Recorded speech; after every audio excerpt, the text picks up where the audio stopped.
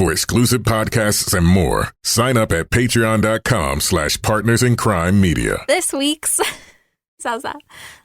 Law & Order Marathon winner is Lisa McCarter of Tampa, Florida. Lisa will get a marathon decal showing she watched 26.2 hours of her favorite crime show. To be next week's winner, sign up at lawandorderpodcast.com. I'm Kevin Flynn with Rebecca Lavoie and Mary Phillips-Sandy, and these are their stories. You think you know who did it, but you don't know who did it. Law and order, law and order, law and order.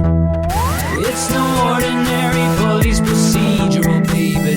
It's the FNOG of police procedurals, baby. Law and order, law and order, law and order, law and order. These are their stories, these are their stories.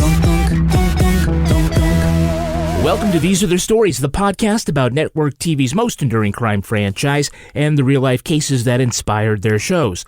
I'm Kevin Flynn. Each podcast, we break down an episode from either Criminal Intent, SVU, or Original Recipe. And today, a very special, quick turnaround episode. Yes. We're talking about last week's Special Victims Unit, Season 22, Episode 2, Ballad of Dwight and Irena. So, Irena's abusive boyfriend ends up electrocuted by a hairdryer in the bathtub.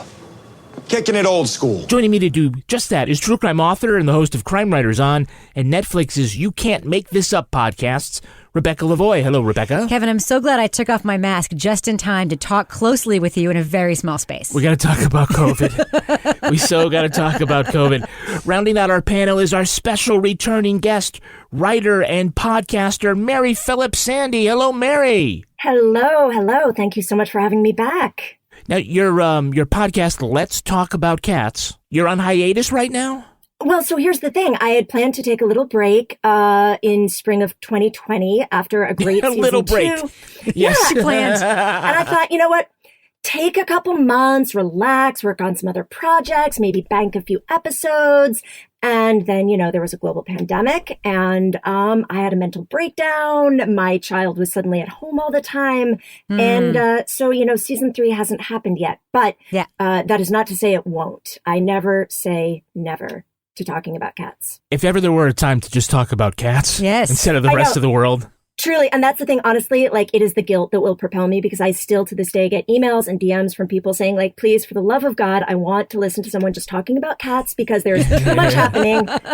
Bring me some cat content. So, guilt is a powerful motivator for me. Mary, refresh our memories. Of all the franchises, which 2 cops are your favorite detective team? Favorite Law and Order detective team. I got roasted for this last time, but I love Benson and Amaro, and I stand by it. And I did also get some support for saying that. I got a few messages from people who say, Amaro is underappreciated, and I believe he is. But I will say I am a big fan of Kat these days. Oh, me too. Yeah. I love her. Let's talk about Kat. Yeah, let's do it. Yeah, let's talk about, oh my gosh, does she have a cat? What a great podcast idea. Spin-offs. No, but her name is Kat, Her name is Kat. This is perfect. You changed the name of season 3 to Let's Talk About Kat with a K. I'll just talk about the character on SVU. No, I love her. I think she's great. I want to know how she keeps her hair so shiny. She's fabulous. Yeah. And who's your favorite prosecutorial team? Favorite Law and Order District Attorney prosecutorial team. I mean, can anyone say anything other than Sam Waterston in this question? Is there? I was No. Jack McCoy is a member of my family, basically. I identify with him as a grandfather or uncle. But again, I'm coming around to Carisi. I think it's interesting the progress that we have seen as he has moved up in his career, and I think that's something that really showed up in this episode that we're about to talk about. Sort of how his personality has changed, and I'm really curious to see how that's going to continue in season 22. Do you have a favorite pairing with McCoy? You know what? I have eyes only for Jack McCoy. That's Okay. the truth. That is the truth. Truly, I want some of my earliest childhood memories are sitting in the living room with my parents, listening to them talk about how awesome Jack McCoy is. And so, because they're both attorneys. My dad's a defense attorney. My mom used to work in a prosecutor's office, and so. It was all Jack McCoy all day. It's in her blood. It's in her blood. It is in my blood. All right, now let's take a look at the first half of this episode, SVU, Season 22, Episode 2, Ballad of Dwight and Irena. What a fucking pretentious name for an episode. Okay. So we see long-haul trucker Dwight Wagner driving his rig right into Irena Nowak. He's the father of her young daughter, Leanne, but not, as he says, that fruit tart of a son, Will, who he grabs hard by the arm and accuses him of theft of his savory cured breakfast meats. Amanda and Kat get a call about a boy with bruises, so they head to his home and find Irena on the floor with a head wound. Irena Nowak. Her son Will is from her ex, and she's got a 6-year-old with her trucker boyfriend, Dwight Wagner. He's a good old boy. He came in all hopped up. I sent him downstairs to vape. What about the kids? The school's holding them. Okay, good. Kat, see if you can get any more out of Will. Rollins, you take Dwight. At the hospital, she tells Olivia she just passed out and hit her head. She also refuses to say that Dwight hurt her son. Will says he got the bruises from some school kids. His dad, Mark, Irena's ex, is a cop and says Dwight's just bad news. There are plenty of noise complaints there for arguing, but no accusations of any actual domestic violence. Meantime, Finn, who's being deposed in a lawsuit for last season's shooting, returns to the squad and responds with Liv to an emergency call at Irena's apartment. They find Dwight was killed when a hairdryer fell into the bathtub. Irena's lawyer says that the death was an accident. She insists Will was at his father's house, and the cop backs him up. But when he hears that his mom is going to be charged for the death, Will confesses that he was there, and he threw the dryer into the tub. Well, okay, so we know that the sex has to be really bad based on all the grunting and slamming. What? Don't you remember how that scene opens? We see a shoe and a bra.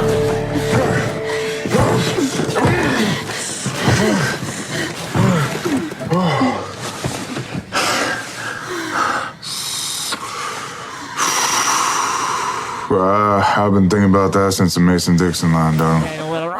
And then he takes a hit off his vape. Yes, that's when you know he's bad news. That was it. I didn't need to hear anything else. I knew this was the bad guy and something bad was going to happen to him and he was going to deserve it.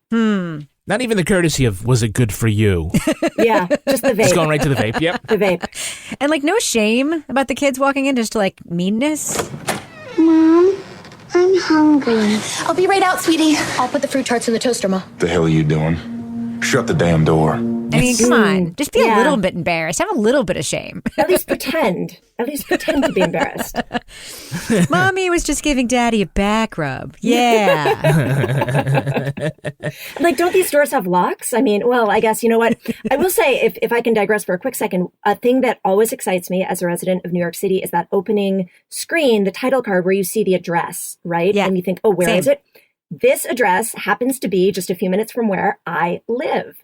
Wow. Congratulations. Yes, thank you. Well, and it's funny because Kat refers to it as Fort George, which is... Right, that's way uptown. Okay, that's bullshit. It's Washington Heights. Yeah. Oh, and this is like, I mean, I've lived here for years and I have seen it. There's like Hudson Heights now and Fort George and all of these things that like real estate agents are making up. It's Washington Heights. It's a different part of Washington Heights, right? It's not the part I live in exactly. But when they said pre-war building with bad wiring, and I know I'm jumping ahead, I related to that so hard because I also live in a pre-war building with bad wiring and it caught on fire a few years ago and we all had to evacuate. So wow. She felt seen. Minor thing in the basement, you know, met a lot of nice firefighters in the neighborhood, but all of that rang true to me in a really personal way. Which is why she showers and stuff. And this is why she got upset about the bad address. That's the kind of detail that bothers me in SVU too. And it happens all the time.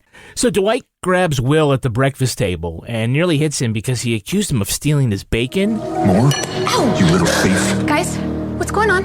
He ate all my damn bacon. And that's when Will comes up with the greatest alibi, which is... I don't even eat bacon. I'm a vegan. That's right. Case closed, Your Honor. Move to dismiss. That is airtight. You know what doesn't make a lot of sense? What? COVID in the land of SVU. Oh, my God. Okay, it's 2020, yeah, and there is COVID, and they're not going to pretend in this universe that there isn't. Which is good. Yeah. Sure. But I have to say, I'm really confused about how people are wearing masks. Oh, my And then taking them off, and then putting one of them's got one on, and one of them doesn't, or they're stopped to talk, and they both take it off so you can see them talk. They're in a hospital? And they're literally in a hospital? Yeah. And they take it off again? Like, the one place, like, you want to wear it, it's the hospital. Right. It gives me anxiety. Yeah. Yeah.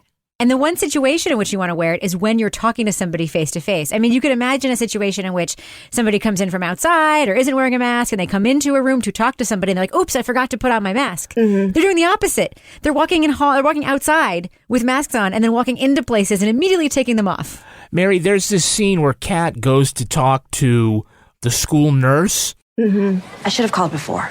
So this has been going on for a while. Worse now with the pandemic. Not just him. Lots of these kids stuck at home, stressed.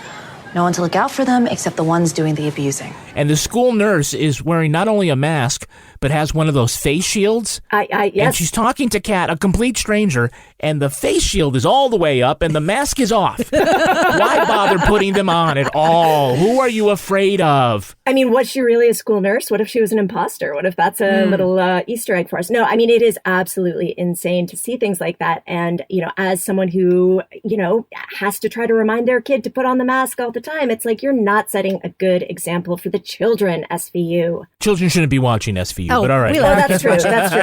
I guess I should maybe not do that. Okay. Well, I get, that there's a balance production-wise between wanting to set the example and create some sort of contemporary realism with the pandemic and having an actor be seen and heard when he or she delivers their lines. But it is distracting. Yeah. In a way, it's like I don't... I have a question. Yeah. Is it more distracting to acknowledge COVID and then just totally flout any sensibility and rules by taking off your mask all the time, or to not acknowledge COVID and be obviously acting in scenes with mannequins like they're doing on Bold and the Beautiful? No. I would much rather all the detectives turn their mouth covered and talk like that. Than be mannequins? Because it'd be real and they could take it off when they go back to the squad room. We'll pretend that that's like a safe zone? A safe zone. A COVID-free zone? Because people in the background are just rubbing their hands together like they just got some Purex. Well, I mean, have you guys found that if you watch episodes of Law and Order or anything else from the before times, it's a little bit jarring. Like, oh, so weird. They're all in a restaurant. What are they doing? They're just sitting there eating in a restaurant. It doesn't. Stop hugging. Yeah. Stop. You got right up in that guy's face. Get your hand out of that dead guy's mouth. It pulls me right out of the story. So maybe there's really no winning here. I guess it's a tough choice, but I guess I wish they would just go stronger with the masks and commit to it, because that's what the rest of us have to do. So Dwight denies hurting either Irena or Will, but he says... back home, it's legal to beat your wife on Sunday. You can look that up. And you can look that up. Ugh. So like the rest of America, I looked that up. What did you find out? I found out there is a town in West Virginia where it is legal to beat your wife on Sunday on the courthouse steps at noon. What? Yeah. It's like this is... Do people do that? God, I hope not. This sounds, Mary, like one of those old-timey laws, like you can't bring a horse to church that somehow got on the books and just no one ever bothered to take it off, even though it's probably overridden by other laws that exist about assault at this point, I would have to assume. I mean, I have a friend from who's originally from West Virginia. I haven't talked to her about this episode yet, but man, if I were from West Virginia, I think I'd be a little bit offended by the portrayal of West Virginian morals, if you will, that were shown here through Dwight. This was not a West Virginia thing. This was a him thing, I think, is what we need to remember. Think they have as many shootings on courthouse steps in West Virginia as they have in New York and the SVU universe? Oh my God, the most dangerous place in New York is the courthouse steps. You know that. Don't give that press conference. Don't give that press conference. To quote Finn about optics, I want to know how many town meetings over the years have they had this, and no one has ever brought up, let's take this off the books now. Yeah, probably a good idea. I mean, years and years. They probably meet every Tuesday at 7. Right. And no one said, can we go back to some unfinished business? Or best case scenario, maybe the SVU fandom gets together and lobbies this town in West Virginia to make the change, even if it's symbolic, right? Even if it's not necessary for the enforcement of actual law, but do it for the example you will set, right? And maybe that's something that the SVU fans in West Virginia could spearhead. Yeah, but no one's wearing a fucking mask in that town either, right? Yeah, that's true. That's true. So we have a couple of Hey, It's That guys. Hey, it's that guy. Who is the dude playing Dwight Wagner? our vape-loving, long-haul trucker. Child beater? Willie's a runt. The other kids push him around. I try to teach him how to fend for himself. No idea. Yeah, no. That's Christopher Casarino. He's had recurring roles on New Amsterdam on NBC and Apple TV's The Right Stuff. Shows that no one is watching. Well, you got to get Apple TV. So once you stop watching The Mandalorian, there's nothing left to watch. That's right. You're still paying for that thing. You may as well start The Right Stuff. Yeah. Apparently, that's supposed to be a good one. Though he was born and raised in Milford, New Hampshire. Oh, really? Yeah, he's a Spartan. Is that the Milford mascot? Yeah, thank God it's not one of those Indian mascots. Exactly. You have to go, oh Native my God. American. Native American. Indigenous people, Kevin. Oh my Jesus. God. Yeah. By the way, most actors, as you know, wait tables. Yes. But Christopher, for 10 years, he was a chef. Huh. Really? That's yeah, Mary, you probably don't run into a lot of actor chefs in New York. Well, I will say there are a lot of actors and creative film, TV industry people in Washington Heights here. Like one of my son's best friends, his mom is a makeup artist. But I have met people who have it's like, well, I was on Broadway, but now I'm doing, I'm teaching something. It's you do what you got to do, and it's I think being a chef sounds like as hard as being an actor. So that's pretty impressive that he's succeeding at both. Jevar, hey, it's that girl. Hey, it's that girl. Can you tell us who is playing Irena? Mary, do you know? Yes. Can I talk about Rikki Lindholm? I love her so much. Yes. I need to get my kids. No, your kids are at school with a detective. I'm a good mother. I would never let anything happen to either of them.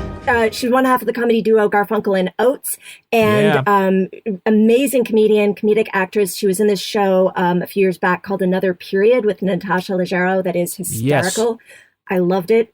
Takes place like in the early 1900s, and they're it's Downton Abbey, sort of. Yes, but they're It was billed as Downton Abbey meets Keeping Up with the Kardashians, and it was so funny. I was really excited to see Rikki in this role, doing such an incredible job with such a dramatic, over the top, painful, suffering type of character. Give her the awards, cast her and everything. I'm a huge fan. Yeah, she's funny, but she was not funny in this episode. No. She was a great dramatic actress. They made her look all haggard and terrible, which, she's a very beautiful person. I mean, kudos to the makeup team. I was really, really psyched when I saw her. I was like, wait, that's Rikki Lindholm. Oh my gosh. She won so many times on At Midnight. She won so many times. You know what else she won? In 1997, she won the JFK Library's Profile in Courage Essay Contest. Really? Wow. Yeah, she wrote how Lindsey Graham had a backbone of steel and would always be a stand-up man. No, she didn't. No. Nobody ever wrote that. Do you know what she wrote about? No, I don't know what she wrote about. We should ask her. We'll do that, yeah. Here's her personal quote. I got this from IMDb. This is a tribute to her. Beige curtains. Nothing wrong with them. You're not like, ew, gross, beige curtains. You just don't notice them either way. They're just like, fine. Which is like Peter Gallagher as Chief Dodge. You're like, yeah, whatever. He's fine. Wow. He's no Profaci. Oh, Profaci. I love Chief Gallagher. I do. Peter Gallagher. Yeah. Peter Gallagher. I do too. Yeah, I do. Yeah, I love his eyebrows. I was just going to say, the it's character the in the scene. Yeah. Who's the actor playing Joel's soon-to-get 1/3 attorney, who is given no name in the episode, just the attorney doing the lawsuit? You came to his home. You inserted yourself in their domestic situation. Andre, frightened that you were going to hurt his father, rushed to his dad's side, right? I don't know. He's been on before. As soon as I saw him, I was like, that guy has been on this show before multiple times. Yes. I don't know his name, but I feel like I saw him a few years ago playing someone. That's as far as I got, but I know I've seen him before. That actor is Jason Kravitz. 4 Law and Order Universe appearances, playing creepy jerk since 1994. Nice. That's it. Yeah, one-offs and a lot of different things as a schlubby guy or a jerky guy. Sexual harasser. He played Richard Bay on The Practice. That was his recurring role a long time ago. I remember The Practice. Dylan McDermott. Yeah. Oh, right. Yeah. I just remember the neckties had these huge knots. Yeah. They were like, is that the new fashion? Yep. Who's the medical examiner who testified at trial? I don't know. No, I don't know. You mean, was he blow drying his hair while taking a bath? That would be highly unlikely given the room geography and tub position. That's the actor Frank Wood. Made his screen debut on The Mothership back in the early 90s. 3 other Law and Order Universe appearances. You've seen him in The Night of, the Nick movies, the movies Michael Clayton, 13 Days, and Joker. Well, I guess Rebecca didn't see Joker. Nope, never going to see it. What's it about? White male rage. Yeah. White male rage.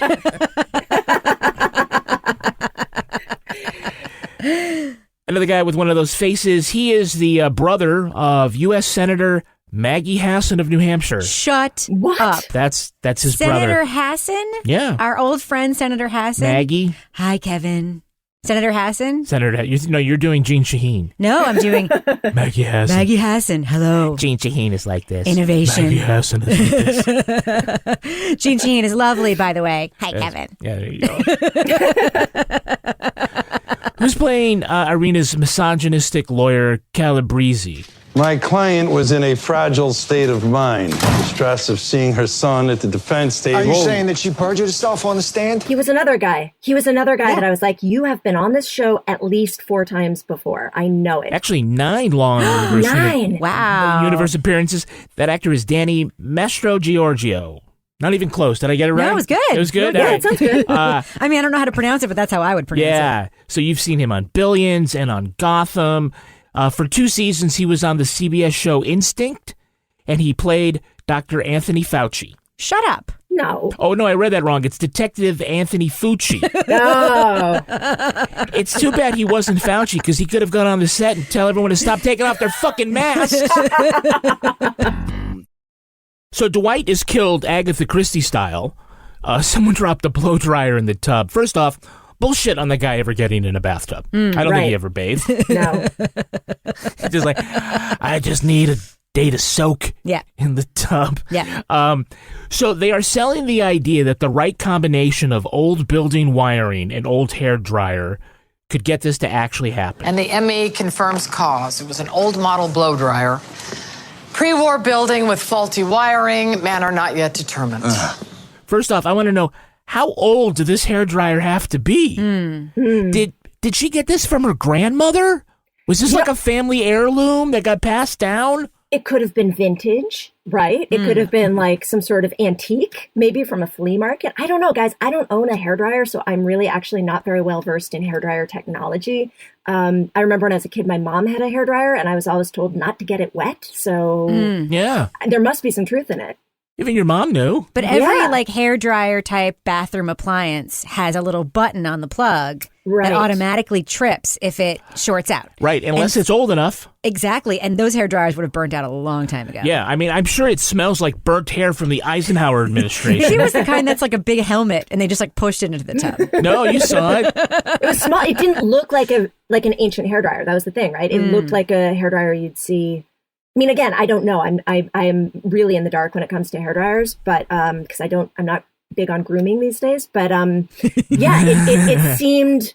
it seemed like the kind of thing where I was like, oh yeah, that makes sense. And then later I was like, does it make sense? Does it actually? I don't know. Well, they pan the camera over, like when the detectives come in to see the hairdryer, and it's plugged in, and it's plugged into this pile of outlets. It looks like the old man's Christmas tree from Christmas Story. Like you can just imagine the sparks coming off of that. Yeah. There is a B plot line in the show where we see Finn at the deposition for the lawsuit filed by Joelle Fuller. Man, if you're ever scared about anything, call me.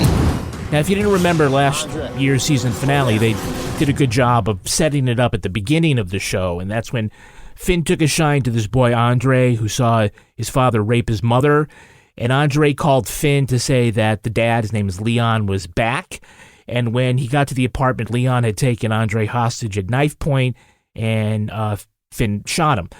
So Finn is there while the lawyer is grilling Joelle. Isn't it true you wanted Leon out on parole? So he'd have to pay child support? What I didn't want my son to watch his father get shot and bleed out on the kitchen floor. Doesn't it seem like the city is suing them? Yeah, it's weird. It's super weird. And the other thing that's really bothersome about it is that, first of all, I mean, if I remember this correctly, it was an okay shooting, right? The guy was threatening a child, right? It wasn't I mean, as okay as shootings can be. I mean, I still am of the opinion that they should not teach him to shoot center mass, leg maybe, but whatever. But when Liv says... Everything is being looked at through a different prism now. Obviously, she's talking about Black Lives Matter. And obviously, that seems to mean, yeah, we don't actually care that you shot a person, but people care now. People care. Yeah. Right. Like, if nobody were paying attention, this would be just, no big deal. But because everybody has gone on Twitter now, we got to rethink our policies, which, man, that seemed really cynical for Liv. They're like, Finn, remember the 4 other times in this show where you killed people and nobody really cared? Including where you killed 2 unarmed robbers at a convenience store and were hailed as a hero in season 7? Things have changed. Things have changed. Here, let me take my mask off so I can talk to you about it. When she points out the fact that things are different, you know what he says? It is what it is. Yeah. You know what that is? Sweet wisdom from Finn. All right, now let's take a look at the second half of this episode. Irena is now trying to convince the detectives Will wasn't there. So Carisi doesn't know what to do. Carisi, you gonna charge this kid? I'm sorry, do I have a choice? He just confessed. He's 14. He was bullied by Dwight. Self-defense, maybe. Not unless he was threatened in the moment. And his mother's got to confirm that. She's still saying it was an accident. And that is coming from her ex-husband and her lawyer. And in case you haven't noticed, Irena does what men in her life tell her to do. You ask me, she did it, and she's letting her son take the fall. Because 5-year-old Leanne just can't keep her fucking mouth shut. She tells Kat that Dwight and Irena were yelling in the bathroom before, quote, Daddy's accident.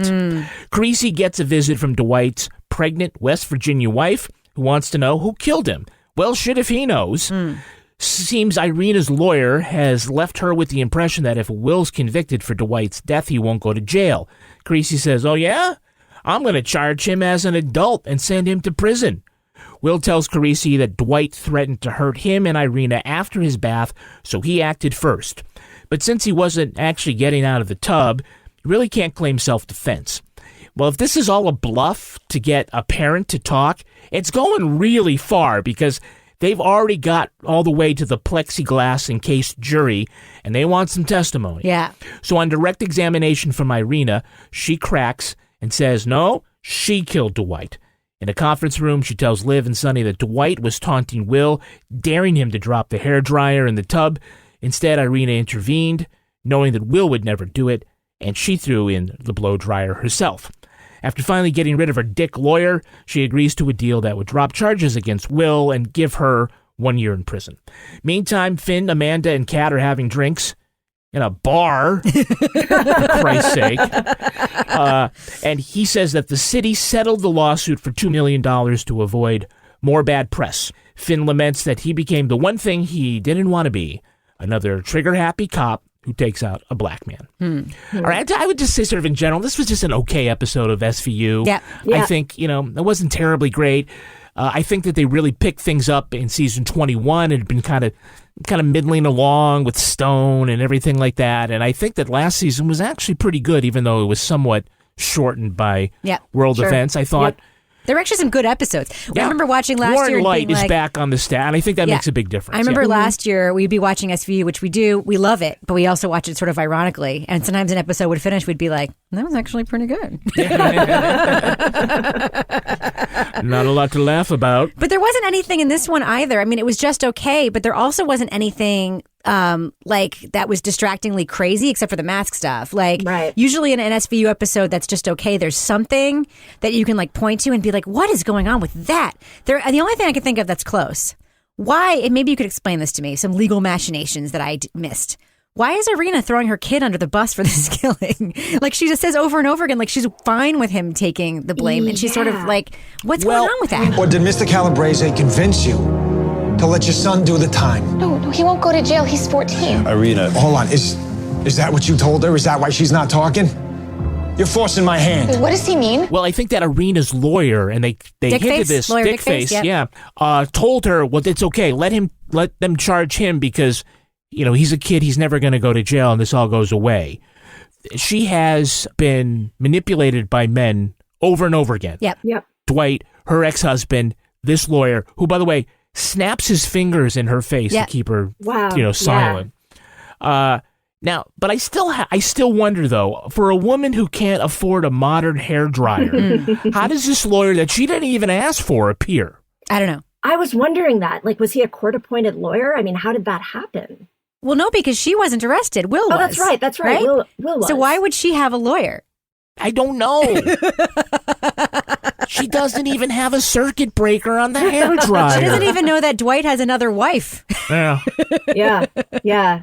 I will say, I think, I do think that props to SVU for this. They and in their own ham-fisted way, they bring it out, the cycle of abuse and trauma that can happen and how that really can fuck up your brain. And I think that's what we were seeing with her. And I'm glad they articulated that. I think it was, made abundantly clear in many, many ways so that you really couldn't miss the point. But, it's SVU. And I think also the kids in this episode, they were great. I do think that the child actors, sometimes the kid actors that they have on SVU are just so unbelievable, in terms of either being completely clueless or way too precocious. And I felt like these kids, they felt about right to me. I don't know what you guys think. Well, for vegans, I thought they were okay. And kids who believe that daddy's in heaven. Daddy's in heaven. Daddy went to a farm upstate.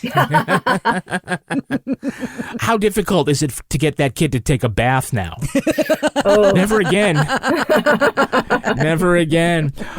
So when they get to COVID court, first of all, I hate talking about visual things that you can't see on the podcast, but basically RBG had been reincarnated as this judge. Yes. She's got the laced oily around her neck and the glasses. And then they've got high panes of protective plexiglass everywhere around the tables. They've separated each juror like they're an egg in a box. And then on the witness stand, they have a piece of glass, but it only comes up about as high as about the chin, right? As if the mouth and nose are not the actual thing that they're putting the plexiglass there for. It looks like, a teller at the bank, right? You're just going to go on up and... It's real good protection from the chin germs. That's a good thing, I guess. Yeah, no, it's ridiculous. And then all of the people, in the hallways, the background shots, there are people without masks walking around. I mean, I don't know what the actual protocols in New York City courthouses are, but God, I hope it's not this. But what do they do at cross-examination? Do you remember thinking that your son had murdered Dwight? Objection. Greasy and the other lawyer walk right up to the witness. That's right. With that stupid little piece of plexiglass. That's right. Yeah. This is the whole thing we're trying to avoid. Right. Yeah. It's like there's no need to come up and get in his face. Remember when we were growing up? In hockey rinks, the plexiglass didn't used to go as high as it went. Oh, yes. So sometimes players would fall over into the side. stands. Yes. Exactly.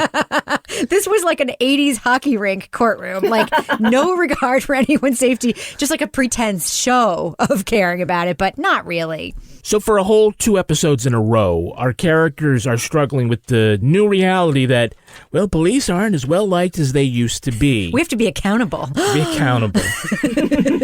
Look, and since in the scene sort of at the end where each character expresses a different point of view. Now the lines are blurred. Half the city looking at us like we're the bad It was an impossible summer. Things are going to calm down. Yeah, I don't see that happening.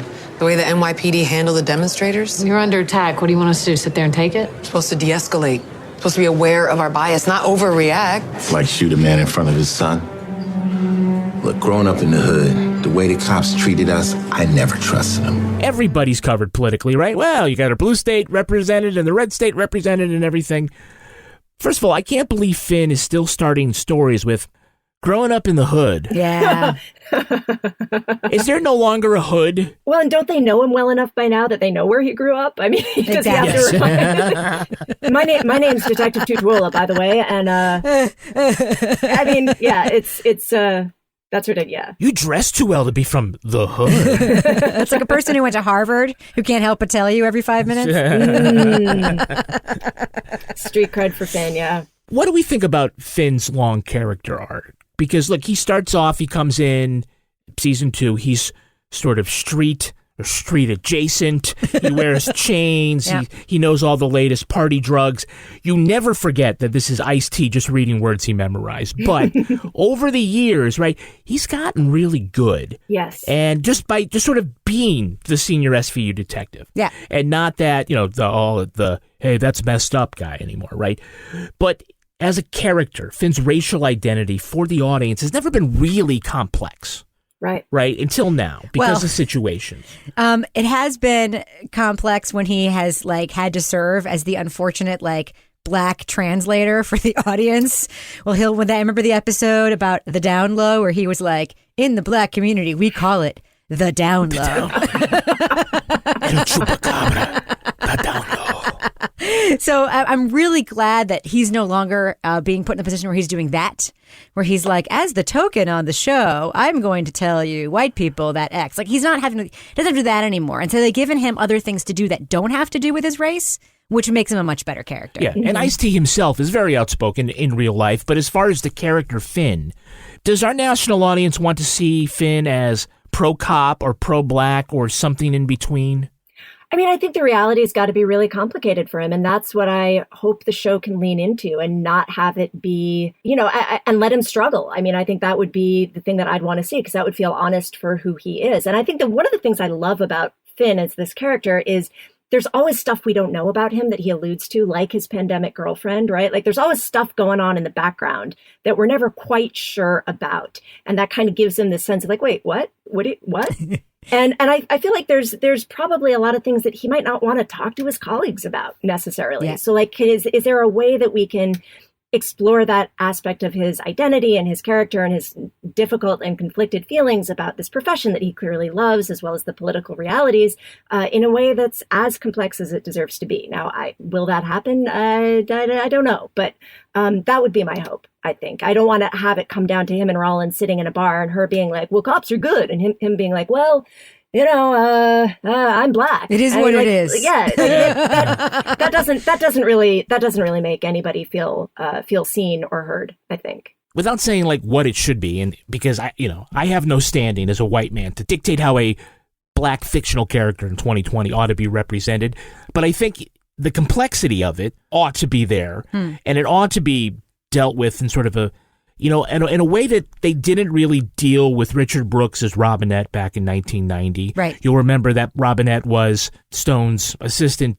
DA, and there was a whole thing where Stone would say, are you a DA who's black or a black man who's a DA? As if he had a choice. Right. Yeah. You got to pick one or the other. Yeah. It's a complex time, and I think that even though, as it's been pointed out by smarter people than I, that SVU is an imperfect vehicle for this kind of conversation, I think it's worthy of having Finn be more than just one-dimensional when it comes to this reality. Yeah. He loves the job. He takes pride in being a black man. There's, from a dramatic standpoint, there's stuff to work with there. Yeah. I mean, I'm going to be honest, though. Yeah. I really just want to see his all red apartment again. I know that you're with trying that to black leather sectional. I know. Fuck yeah! I know you're trying to go somewhere deep with this, but when I think about just sort of what they're doing with Finn, all I can think of is this is a man who lives in an apartment where the walls and ceiling are painted red. Yeah, the other secret that he gave away many, many years ago, Mary, was?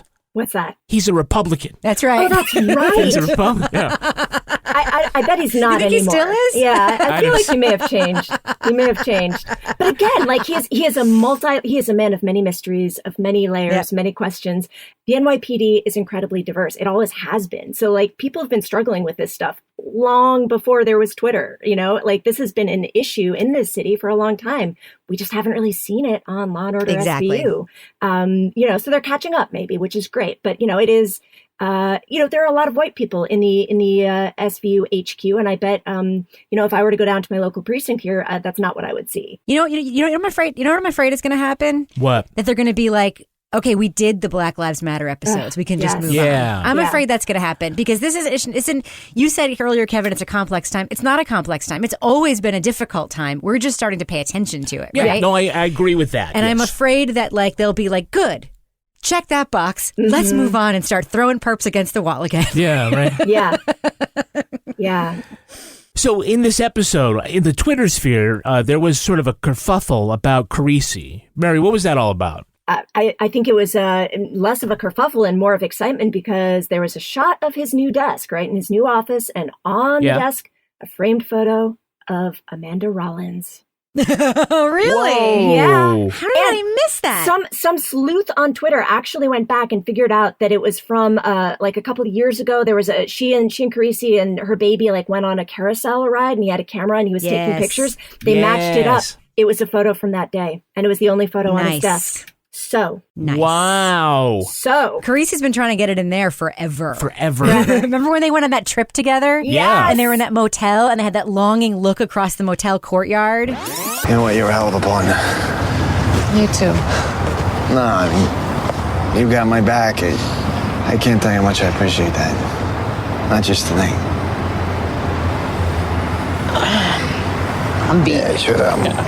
Yes. And then she went and slept with someone else at the bar. Yes. And somebody with the same kind of mustache she used to have. Remember when he was there at the birth of her second baby? Yes. And he was like, you could totally tell he wanted it to be his. And the look Remember on his when he face. went to get her ginger ale because she was going to have indigestion? Exactly. You shouldn't be eating that. I'm going to get you ginger ale, all right? That steak's going to give you indigestion. Right. And then there have been a few times where she refers to him as Dominic, and then he gets this look on his face. Yeah. Yes. Yeah, but no, I think we're gonna. I feel like we're gonna see more of that in the coming months. That's my prediction. Do you guys remember when we found out that Rollins and Amaro were sleeping together? It's just like a random scene of Amaro not wearing a shirt in her apartment. Oh, that's right. I love Amanda. I have to say, I didn't love Amanda when she first came on the show. I hated her hair. I hated her Georgia-ness. I hated how she was always on the pro cop. It was a good shooting side, but she's really grown on me over time. She has, and again, they've let her be more complex because for a while she was just well, as someone from Georgia, I gotta say. And it was yeah, okay, we get it. We know. Where I come from, we don't. Well, yeah, I know, but you're here now. You've been here for 3 years. Calm down. Exactly. So I like that we've gotten to know her better. And I'm glad that Sonny's gotten to know her better, too. You think he hits a vape when they're done? Oh, no. All right, let's take a look at the real-life story that inspired this episode. It's time for Ripped from the Headlines. You think you know who did it. You think you know who did it. But you don't know who did it. You don't know who did it. Ripped from the headlines. This episode seeks to spotlight the rise in family violence as the result of COVID-19 lockdowns. When governments worldwide issued emergency shelter-in-place orders in March of 2020, few contingencies were established for people who were unsafe at home.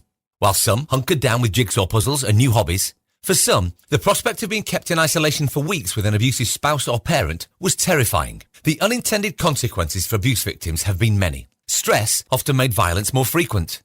Victims lacked the privacy often needed to ask for help. Unemployment limited opportunities to get away. While in quarantine, fewer people could visit victims to check on them or discover new abuse.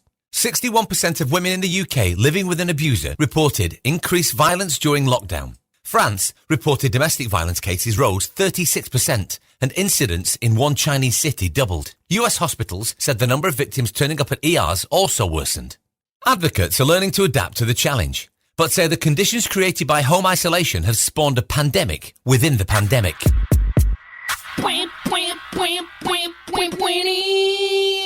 Okay, so how do you amplify the importance of lockdowns, staying at home, flattening the curve, with the importance of keeping people safe, recognizing that there are people who are not safe in their homes, and that would be a really bad thing? How do you amplify one without diminishing the other? I do think that they're both equally important. And I think that, I know that the domestic violence shelters here in New Hampshire are sort of putting out the call very early that this is going to be a very rough time. And I don't know. I mean, I think it's a conundrum. But I mean, you'd like to think that if a woman needed to get out of a situation, that she wouldn't be shamed for doing so because of the pandemic. You know what I mean? Yeah. Yeah. And I think that while it's obvious, unquestionably we needed mitigating measures like a lockdown, that was very important. That it just seemed to leave few options for somebody who needed to get away from an abuser. And I think that there are people that are, saying things like, oh, well, we shouldn't go into lockdown because the suicide rate is going to go up and all these other things. And there may be some truth to that. I feel like they're saying that not as people who are sincere about lockdowns in the first place. I think they're just using that unfortunate consequence of something that massive in order to argue against it. Yeah. I mean, it would be nice if we had a functioning social safety net. I do think that it was interesting. Yeah, that's all we really needed. Yeah. That's really the solution here. But, I thought it was interesting that they did the only time they kind of mentioned that dynamic was from the school nurse. And it was interesting because the kids seemed to be in school. They seemed to be going to school and not learning at home. But that is really fascinating. And I wish they'd gotten into that more, which is that, especially here in New York, public schools are no longer schools, right? They are a source of food. They're a source of healthcare. They're a source of dental care, mental health care, everything. And if a child is being abused, it's likely that it's a teacher or somebody at school that's going to be the first to notice that. And to have the resources in place to deal with it. And so they're being asked to do all of this. And when the schools shut down, that was a huge, huge concern, was just access, to basic needs like that, because a lot of kids can't get them anywhere else. And it would have been interesting to see a little more of that, but they just had the kids being in school anyway. Which, again, like it didn't, that seemed like a missed opportunity to really talk about something important. The other thing that I was wondering about was, we know around the timing of the filming of these episodes, because all the actors and writers were tweeting about filming these episodes. I was really surprised that they had the kids in school, because the schools were open for like 3 weeks in New York or whatever. And I don't think they were open when they were filming these episodes. But restaurants are, so they should have school in restaurants. Teach the kids to be chefs. Why not? Tip 20% when you do that. But I think Mary's right, about the just total lack of a social safety net anyway.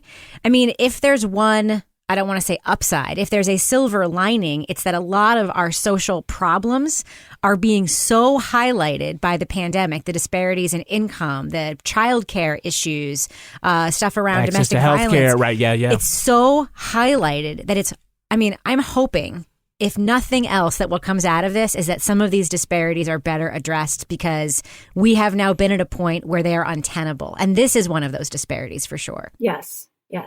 So while we were in lockdown as Americans, many of us decided that it was time to take up a hobby or something that we never thought we would do and never have the time to do. And now we've all given up on whatever that stupid thing was.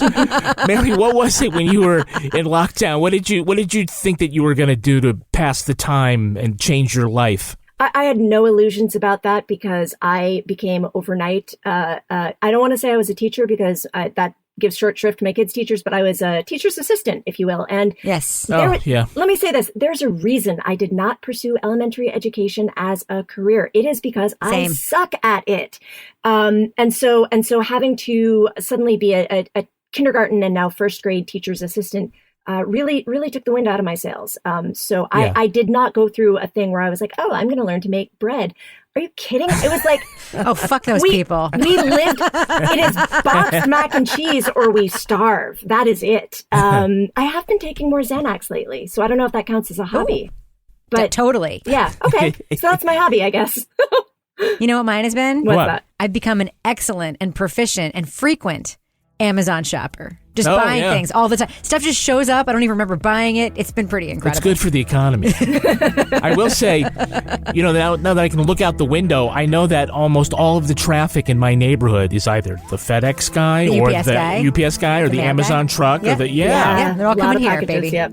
They're all coming here. Mine was obviously doing jigsaw puzzles. Yes. And, got through one big one. And then, the weather got warm. And, I haven't opened any more jigsaw puzzles. I'm going to go sleep on the deck. That's right. I feel like I knew a lot of people who did one jigsaw puzzle. Yeah. We bought 30 from Amazon. Yeah. Oh, no. Well, that's going to do it for us. We want to thank our guest, Mary Phillips-Sandy. Mary, where can our listeners follow you online? I am on Twitter at MaryPS. That's primarily where I'm active. Oh, can I plug something real quick? Of course. Okay, so I contributed a chapter to a book that is out now. It's an anthology based on a horror podcast called Video Palace. There was a Shudder production, really, really creepy podcast. There is now an anthology out based on that podcast, and I have the very last chapter in the book that will get you up to date on everything that has happened since the podcast story ended. So if you are a fan of Video Palace, the podcast, please go check out the book. It is also called Video Palace, and it's really creepy. It's really creepy. I say that like I wrote it, and I'm really creeped out by what I wrote. But don't read it in the bathtub. Do not read it in the bathtub. Not near any appliances. Yeah. Rebecca Lavoie, how can our listeners follow you? On Twitter and Instagram, I'm at Reb Lavoie. And you can track me on Twitter at Kevin P. Flynn. You also can tweet to us at Law and Order Pod, or follow us on Instagram at These Are Their Stories Podcast. Our newsreader was Cy Frater. Our theme music was composed and performed by Uncanny Valleys. To get ad-free episodes of These Are Their Stories a week early, sign up for Stitcher Premium. All clips in this podcast were used in compliance with the U.S. Copyrights Act fair use exemption for criticism and commentary. Special thanks to the elite squad of the Law & Order Wiki community for preserving the evidence. Go to lawandorderpodcast.com, sign up for our newsletter for a chance to be our next Law & Order Marathon winner.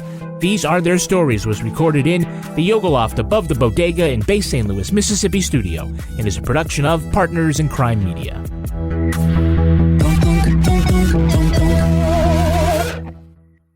Partners in Crime Media.